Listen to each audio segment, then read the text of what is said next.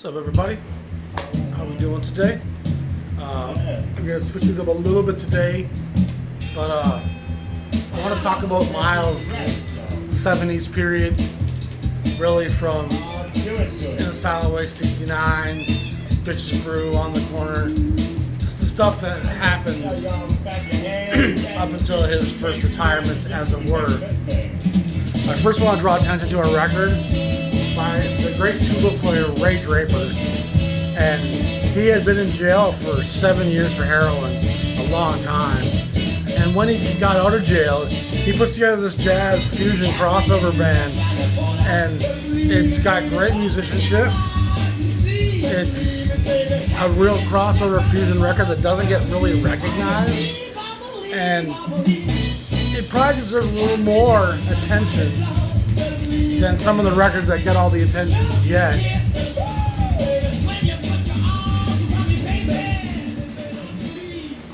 But I want to start by showing you some of the context of what Miles was up against in 69, 70, 71, 72, through about 75. And what was happening in black music in the early 70s.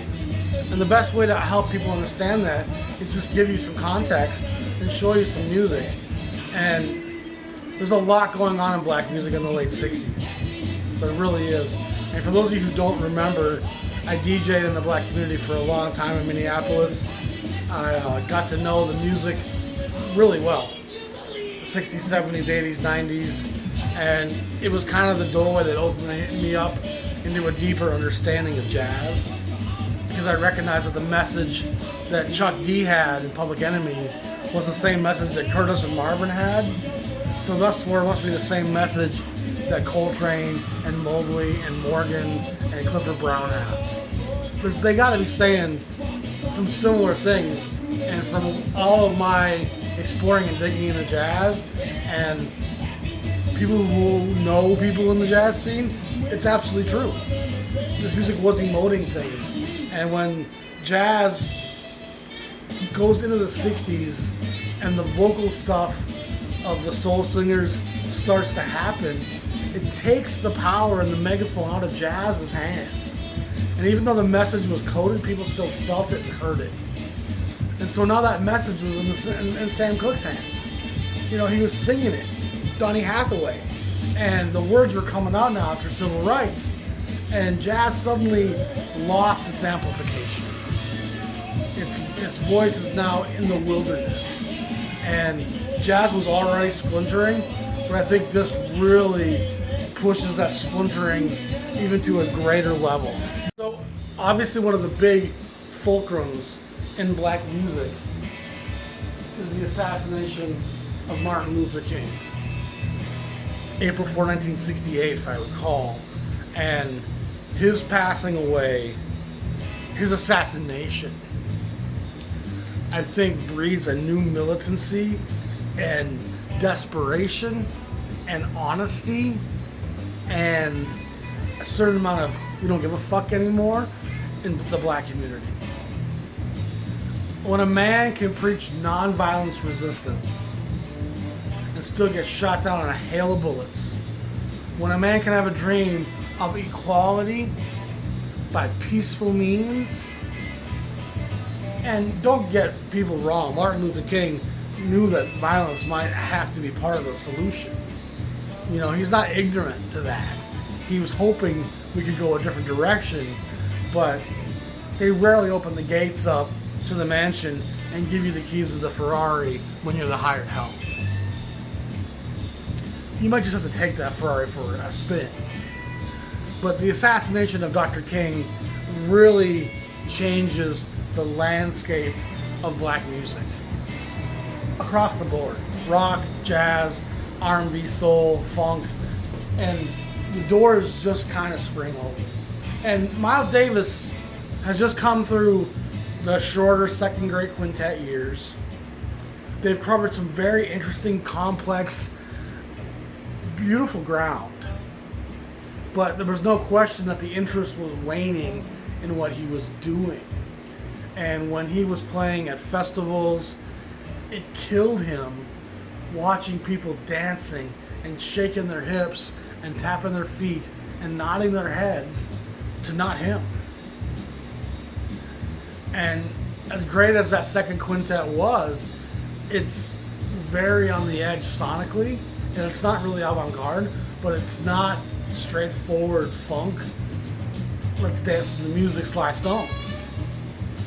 And so when he saw what was happening around him, I think it's just a tough place for Miles. His ego didn't understand how to cope with it.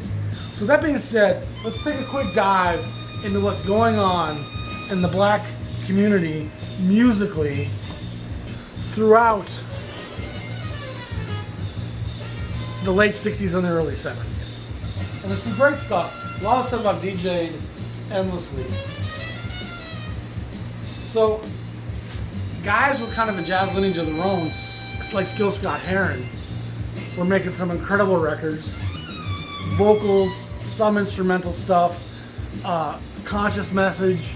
People were buying it. The revolution will not be televised. You know, Miles heard that. He wasn't doing that. The Last Poets are two records of very charged social and political immediacy that many whites couldn't listen to. It was a bit like that Dead Prez record in hip-hop from 98. Let's Get Free. Boy, that's a great record. And boy, they say some things that make white people uncomfortable. But The Last Poets was saying some real honest expressions, and they suddenly were taking what Morgan and Coltrane and the cats were singing their horns, and The Last Poets were just speaking it into their microphones. And it's laced with N-words, it's laced with whitey, it's laced with a lot of controversial, on-the-edge stuff. That's where America was, and that's what Martin Luther King, his assassination enables this. Bit like the George Floyd thing. We got a right to be pissed. We got footage of it.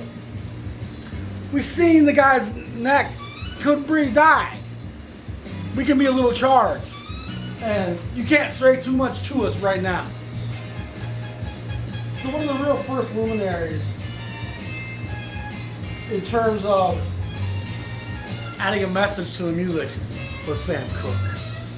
And Sam Cooke's stuff is fairly Bring It On Home, You Send Me, Sentimental Reasons. It was fairly fluff throughout the late 50s, Soul Searchers, into the early 60s. But by the time the 68 rolls around, he's saying a change is going to come.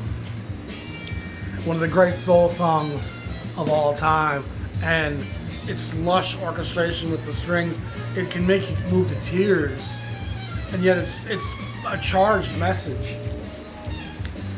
Add now into that the arrival of James Brown. You know, he shows up in the early 60s, and Papa Got a Brand New Bag, Cold Sweat, all that stuff's going on. You know, and it's very funky, it's very minimal, and then as the late 60s roll around, he starts to say, you know what, I'm black and I'm proud. So there's this movement, the JB's fantastic stuff, there's this movement towards pride of the black community, expression of political and social necessities in the music, no more hesitating to say with any kind of reverence or, excuse me sir, excuse me massa, it was, fuck this, shit's gotta change, period. And jazz said that, but it's harder now for the kids to hear what jazz is saying because singers are now saying it, rappers, Last Poets, Gil Scott-Heron, are now delivering that verbal message, and it changes how people heard black music. And it made it harder now for people to hear what black music had to say. On top of that, the avant-garde was starting to really take over. Impulse was pushing Coltrane, Shep, Eiler, Saunders. That stuff was selling to the white hippies. And so the music was really going that direction. Coltrane, of course, had the Miles Davis lineage. Miles Davis himself is trying to work his way through the 60s. And it's, again, there's that ego of his. He's feeling disconnected. He's feeling out of touch. Sly Stone is truly one of the great game changers. He comes along in the 67, 68, and he releases a series of records with a mixed gender group and a mixed race group. And boy, the energy when Sly Stone played. I've read Miles was watching Sly Stone once, and it just made him recognize how out of touch he was. And as a drummer, I can tell you, if you're playing with a group that ain't swinging, if it ain't grooving, it ain't fun to play. Especially when everybody else that gets up and plays is making people dance and have a good time, and you get up there and play your mathematics, you're like, what the fuck you doing? Play something I can have a good time to. Sly really changes the game. Albums like Life, Dance to the Music, there's a riot going on. Greatest Hits, that's a great place to start. These records were incredibly influential, and great record as well. And he's saying some really charged things. Don't call me nigger, Whitey. That's a song. See what I'm saying? It's not, oh, excuse me, sir. Sorry. It's now, nah. We're not going to let this shit stand any longer. And that leads other great artists to come along. The Curtis Mayfield and the Impressions are in Chicago in the mid-60s, and they're starting to do some socially conscious stuff. Keep on pushing. You know, and we're not pushing a car, we're pushing through this shit. People get ready, there's a train a-coming. It's like the Bible in a way, where some days we're talking about Rome or Egypt or Babylon, other days we're talking about the kingdom of heaven. And it's a mixed message. It stands for both. Just made great record after great record. And again, it's changing how people are hearing music in the black community and in the white community listening to black music. Curtis Mayfield leaves, and the Impression keep making really powerful, charged records. Preacher Man, Stop the War, just shots of the ghetto and poverty.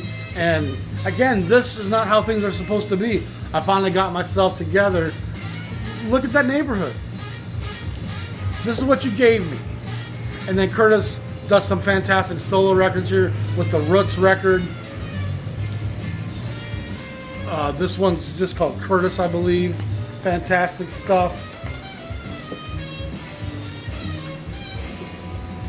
Back to the World, another great record of his. Marvin Gaye. He's pretty much one of the soft soul singers of the 60s in Motown, but Motown recognizes a change afoot, and Berry Gordy's terrified of this record. He thinks it's going to ruin Motown. And Motown's already in decline. They've moved their offices out to the West Coast, LA, up from Detroit, and the era of the Supremes and the Temptations and the big hits of the Four Tops, that's kind of subsided some.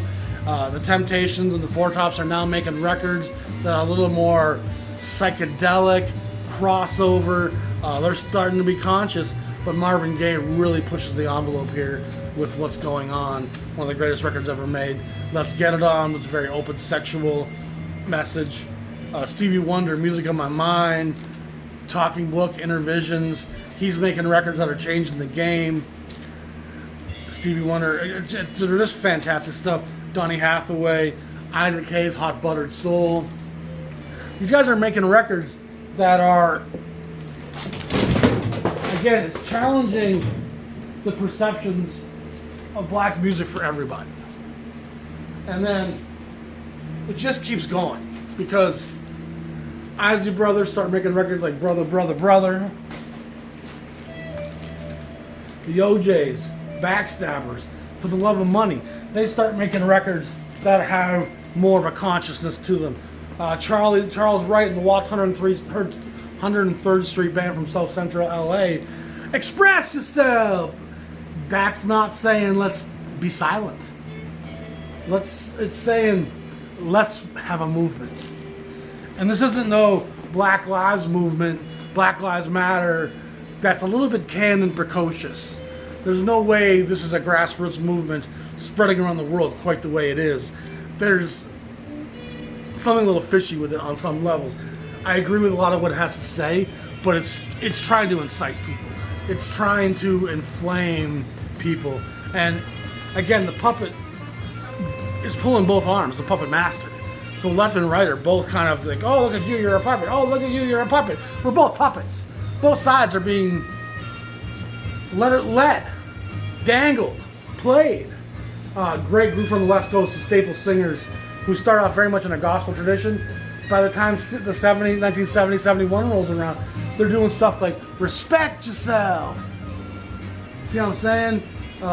There's another fantastic song on this record, on the Stax label.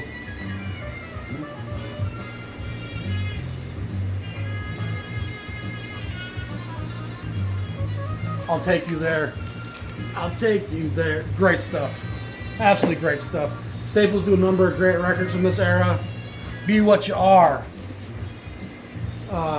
Just, again, it's empowering music. It's trying to bring the community up. Aretha starts making records like Young, Gifted, and Black. What about it? Yeah, I'm black, but guess what? I got more talent than a busload of y'all. Believe it. So you can just see a real change. 68, Martin Luther King gets shot. Nah, that's enough. New Birth, another great group that starts out very much in an instrumental jazz vein. And that's the thing about jazz, it's becoming so immersed into R&B. And a lot of the great soul funk groups of the 70s have their, Everyday People, great record, have their kind of early start. Jimmy Castor Bunch, great song. Just Begun, fantastic. The Meters, out of New Orleans, fantastic funk. Booker T and the MGs, out of Memphis, doing our thing. Macklemore Street. And now, Kool the Gang comes around in 1969, and their early stuff's very much instrumental, jazz, fusion, funk, crossover. It's hard sometimes to listen to some of these records and not hear this is what happens to jazz. It gets enveloped. Another early Kool the Gang, Live at the Sex Machine, War with Eric Burden, Spill the Line. War says some really challenging messages. The world is a ghetto. Eric Burden, Black Man's Burden, great stuff. Eric Burden, of course, was the British guy from the Animals who had great empathy for the blacks, and they make some great records together. That's The World is a Ghetto, All Day Music. A lot of these records have a lot of real jazzy crossover fusion stuff going on. That's another live War record. Funkadelic comes along in 1969, and the P-Funk Parliament stuff is very much poppier R&B, but the Funkadelic stuff is very often instrumental, jazz, rock, soul, funk, all the things that Bitches Brew kind of thinks it's going to be. George Clinton's already doing it with Funkadelic, and Funkadelic makes a great string of records. Maggot Brain, fantastic. Eat Your Young, Free Your Ass and Your Mind Will Follow. The Cosmic Slop. If that ain't the best word for sex I've ever heard, I'm not sure what is. Standing on the Verge of Getting It On, baby. Great song. This is just a live record, take it to the stage. And then the next group that comes along, also in 69, 68, and they had their first two records on Warner Brothers, is Earth, Wind and Fire. And the Earth, Wind and Fire we think of that's playing all those hits in the late 70s, Serpentine Fire and Boogie Wonderland, in 68, 69, 70, they are doing some very, very serious instrumental, funk, fusion, jazz. The White Brothers come from a jazz background. Maurice and Verdine. So jazz is morphing into R&B. All these early Earth, Wind & Fire records, they actually leave Warner Brothers, fire the whole group, and then sign with Columbia in '72. This is the Last Days and Times. Head to the Sky. And there's still kind of jazzy fusion crossover, Open Our Eyes. This has the fantastic song on here, Mighty Mighty. Boy, that's your jam. Love that track. But again, this is where jazz is going. It doesn't disappear. It gets swallowed up by R&B. Ohio players, they come along out of Dayton, Ohio, and they make a string of incredibly powerfully charged records with an incredibly charged graphic design. Records that have a black lady on the cover in chains when you fold it out. Records that have a black dominant woman, subservient. Climax with a knife in your back. Just the idea of black people in chains and having the sexual context of it shows you one of the ways that they found freedom. Tower of Power. If ever there's a group that is horn driven and plays a lot of jazz riffs, Tower of Power is one of them. So much of this music has large instrumental sections and mandrill, a great band. I think they're Caribbean. They make some really jazzy instrumental stuff in this era. And then even the film industry with the blaxploitation films, Shaft in Africa, Hell Up in Harlem with Edwin Starr, Shaft itself, Across 110th Street with Bobby Womack, and of course the great Curtis Mayfield's Superfly. So all of this is the context of what's happening in R&B at this moment that Miles is trying to fight through. Not to mention rock and roll, stuff like Traffic's coming along, Richie Havens is coming along, Jimi Hendrix in '67 and '68 is electrifying the rock, the funk, and the jazz elements and kind of blending it all together. Another group that's super influential is Santana. They bring Latin fusion into their jazz, rock, funk mix, and Santana is right there on the edge of jazz. Here with John McLaughlin, they do a record with Alice Coltrane at one point here. I think it's this one. Yep.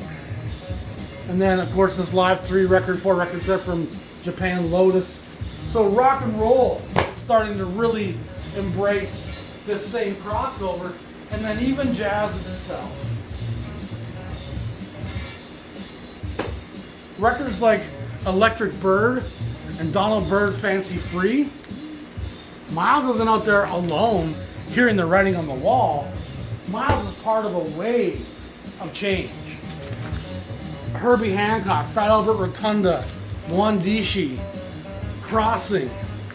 All those are great Warner Brothers records. These headhunter records that show up on Columbia. Sexton's great stuff with the Juan Dishi group. In '72, Shorter launches Weather Report. And Weather Report is also jazz, rock, funk, fusion crossover. And so the notion that Miles was out there on an island changing music by himself, the Crusaders in the late 60s, they start crossing over, making stuff that they used to be a pretty straightforward group. And now all of a sudden they're making this crossover funk jazz. So jazz is changing all around Miles Davis. I wanted to cover all that just so people kind of grasp that jazz doesn't exist in a vacuum. And if you just listen to jazz and that's your only context, hearing In a Silent Way and Bitches Brew in '69-70, it feels very innovative. But if you already know what's happening in rock, in soul, funk, R&B, if you know what's happening in other groups around jazz, the writing's on the wall. Jazz is going to follow the charts. It's going to follow the people who are selling records. And Miles Davis isn't trying to change music. He's trying to follow and hang on. He's desperate. And of course, his sales are down from the kind of blue days. Someday my Prince will come days. Jazz place in the marketplace has been reduced more and more. And he needs to justify his contracts with Columbia to keep that money coming in. He's getting paid more than any other jazz musician in the world. And if his records continually sell more and more, they're eventually either going to dump him or renegotiate. So he needs to tap into commercial success. And the only way to do that is to follow what's being commercially viable around you. And so without any hesitation, I can promise you that all the changes that we hear in Silent Way going into Bitches Brew are omnipresent in the black community across the board. And Miles has the disservice of not using vocals, which is what was becoming the norm for communicating. And he hires the best musicians in the world around him because he always has that ability to do so. But these guys would be hard pressed to outfunk Earth, Wind & Fire. They'd be driven hard to play with Ohio players, especially when those bands are going to play more in the pocket all the time. And the Donald Byrd records, the Herbie Hancock records, the Headhunter records, there's so much fantastic. Roy Ayers starts crossing over. There's all those crossover happening in the late 60s, early 70s. Miles Davis doesn't originate it. He doesn't drive it. He has gotten all the credit for it because most of these other jazz artists have fallen into relative obscurity, especially to the white consumer. But Miles Davis' name is so large and illuminated that when they say to the bullhorn, Miles Davis makes fusion, funk, jazz crossover, everyone's like, oh yeah, Miles is so innovative, he drove everything. No, he's a part of it. And at best, he's hanging on for dear life. And I want to cushion all of that by making clear to people that I love In a Silent Way. You're driving down a dark highway at night, this will be a fine companion. Miles has some, again, humility here, which I hear in 7 Steps to Heaven, because he's kind of unsure of himself. And whenever he gets that kind of uncertainty and he doesn't have those stars around him to kind of help him carry his brass, he gets a little bit more insecure, a little bit more uneasy. But it makes him more humble, and he plays from a more honest place. The desperation, the seeking, the expression, it's more genuine. I think sometimes when he's playing with Coltrane or Shorter, he's looking up at those guys and going, oh, I need to kind of say something and be in that light, and instead of him being himself. And I think on some of these records that are in between his great periods, he's digging deep inside himself and touching some painful places. And that could be taken out of context when I said touching some I'll leave that alone. But Silent Way is magical stuff. It's a great record, and I recommend it to everybody. Its follow-up, Bitches Brew, I have more issue with. Now there's a chunk of shit on this needle. And there's no question that the men he's playing with here are top of the mark. But this record is laced with overdubs, which to me jazz doesn't really overdub. The blues is never overdubbed. The elements of the blues are pretty missing on this. It is something that most collectors are taught early on. You need to love this. It's very important. And 20 years ago, I would have been in that very same taxi going, I need to love this. This is very important. Telling everybody how much I love Bitches Brew. It's the greatest record ever. Oh my God. I'm so knowledgeable because I love Bitches Brew. let me tell you, after 20 years, it's still a hard listen. It's still long tracks that don't resolve themselves, that stay out in this tense netherworld. It's a complex man making complex changes. It's a man that's had a tougher life than he bargained for. Coming from middle class affluence and still being the N-word in Americans' eyes. He's got resentment. He's got disappointment. He's got no mule, no acre, no 40 acres. America's still a real ugly place in 1970. And it still is today. Let's be clear about it. This record is probably great to read science fiction to, or probably almost anything to. It's great kind of as a background filter, but a lot of it's kind of soundscape, effervescent. There's no blues. There's some dissonance. And it just never really drops into the funk passages that would redeem all the dissonance and edge. If you resolve this stuff and gave it some straight ahead passages and some nice melodies at times, I think it would be a far more digestible piece of art. And it does have beautiful moments. There's some great playing on it at times.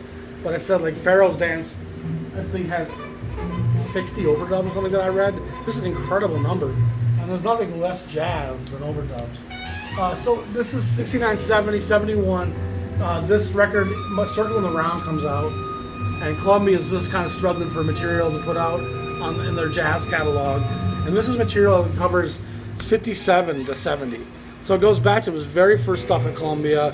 And they just kind of sporadically take tracks throughout his career, from Two Bass Hit to Love for Sale, all the way to kind of more current stuff. Not a must-have by any means. Live Evil, great record. And I think this was done largely on the tours for these records. It's just a live record. The current American president's on the back. I must say he's looking good there with his lovely hair and his multi-breasted being. Yeah, web feed and all. Spread that hate, buddy. What a legend you're going to be. This is Miles at the Fillmore from 71. More live stuff. And he's not being very prolific in the studio. And it really hasn't been since the late 50s. Throughout the 60s, especially once you start taking away live recordings that Columbia is kind of forcing out there to keep his sales up and keep his name in the public eye, he's not being a prolific studio producer of music. It's very intermittent. Even the sessions at times, for some of the shorter group stuff, it's kind of just session here, session there. Oh, we got enough. Let's put out Smile, Smile. Let's put a circle. It's still great stuff. But this, I'd rather listen to Yoko Ono singing live piece in Toronto. And I don't want to ever listen to that record again. Me and my roommate made it through once, and it felt like a monumental task. It was excruciating. Yoko is not something for the faint of heart, nor is that kind of stuff. Jack Johnson is a great record. It kind of comes back a little bit more to the space of the groove. Of course, this is by now 1971, and so he's hearing Sly, he's hearing James Brown, he's hearing Curtis Mayfield, he's hearing Marvin Gaye doing what's going on. There's so much happening. Jimi Hendrix, electric amplification. So he's just kind of swallowed it all up. And the overblown ego and studio minutia of Bitches Brew is set aside for a much more straight ahead affair here. And this is probably my favorite of his early 70s stuff, it's still got a lot of stuff out there contemporaneously that's as good. You know, the Hancock stuff, the Donald Byrd stuff, Street Lady, some of that Byrd stuff is just outstanding. This is the On the Corner record from '72, and this one fits again more with Jack Johnson music. It's got a lot of the feeling of what's happening with Hancock's groups at the time. Cover painting by Corky McCoy. It says inside cover photo, Alan Morgan. Was this a gatefold at one point? Must have been. But even on the things here, vote Miles, free me. There's a political movement afoot in the black community that is obviously something that's still being struggled for today. Miles Davis in concert, 1972. And I think this is stuff from the On the Corner tour. And again, some of it's pretty raw. Miles Davis, Big Fun. This comes out in '74. And this is unissued stuff from this era. Pretty much from Silent Way through to On the Corner. It's a 2-record set. There's only 4 tracks on it, so each side it looks like there's a track. But it's interesting stuff and worth having if you're a completist. This is Get Up With It. This is released in '74, and this is also a compilation of stuff from the '70s, '74 era. I think there's a few unissued tracks on that one. This is Agartha, which comes out in '75, and this is a nice record. That's just a collection. And Agartha, if I recall, it doesn't have the same level of cacophony that some of those earlier live records do. There's more on here that's digestible. But that's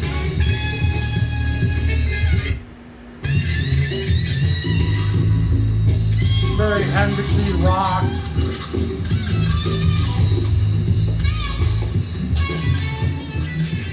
There's a lot of classic rock that would fill that vein right there.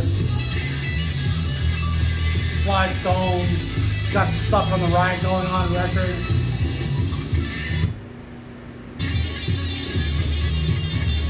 A lot of electronic instruments going on. So I wanted to show Miles Davis 70s stuff, and I really wasn't sure how to present it. And when I realized I needed to show what else is going on in black music, I think that helps give context to it.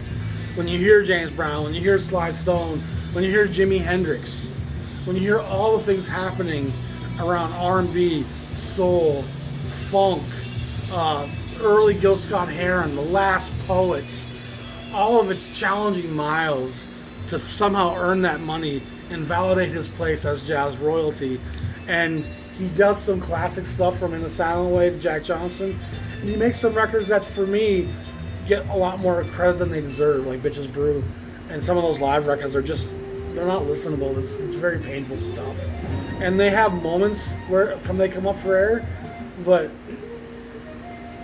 if Bitches Brew is a set of lungs, there's a lot of congestion. You're not getting a lot of full deep breaths in that pair, boy. You're always kind of wheezing and fighting through the fog and the density and the humidity, and it doesn't really let you breathe free and easy like that does. Agartha's a great record. I remember I've always really enjoyed listening to it. And he's also giving a whole new generation of players their careers.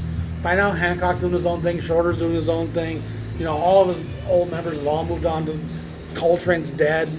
And that's another thing, that with Coltrane's passing in '67, and then the assassination of Martin Luther King in '68, the black community lost 2 leaders. And the direction of Coltrane's music, when he passes, it kind of takes a lot of the steam commercially out of it. And then with Martin Luther King's assassination, it puts a lot of jet fuel into R&B and the vocalized message that now created all of which castrates jazz more and more and more. And we've lost a lot of jazz greats in the 60s. A lot of them have passed away. A lot of them have transitioned into other things. Some into teaching, some into day jobs, some into studio musicians, some of them into Hollywood film studios. Some of them have just moved on in life, had kids. So jazz is really on its last legs by this time. And I also want to mention CTI. Creed Taylor is doing stuff at A&M 68, 69, and then launches CTI in 70. And some of Freddie Hubbard's records, George Benson's records, some of the stuff that's going on there early at CTI is really outstanding. But again, CTI is a strong reflection of what's happening in the rest of the black music. And Miles was desperate to reconnect. And he takes a hiatus again in 75 and doesn't resurface till the 80s, where he does one more string of records, which I'll cover in another episode. You gotta love Miles Davis. He's a super important part of the history of the music, and he does send many musicians out onto their own careers because they've gotten some limelight on his stage. And there's so many reasons why we must commend Miles, but he's not beyond critique. He's not beyond saying some of his records are tougher to listen to than others. And from my standpoint as a DJ and as a guy that's nearing 50, oh my fucking God, not listenable is a problem. I've only got so much listening left in these ears, and I don't want to have to do a whole lot of this. I've matured past a lot of I want my roommates to see how knowledgeable I am. Let's freak them out with some Frank Zappa. Here you go. Here's 45 minutes of sonic noise. Dig that. When you're 24, you feel like you're being kind of hipster doing it. When you're 44, you want to turn it off yourself and be like, let me get something that's a little bit more delightful. So that's my little breakdown on the 70s black music, Miles Davis' place in it. And again, he's pretty clearly not innovating. He's just following, trying to make his way. Which, at the end of the day, that's what we're all trying to do. Y'all be safe. I'm the Jazz Shepherd. Peace.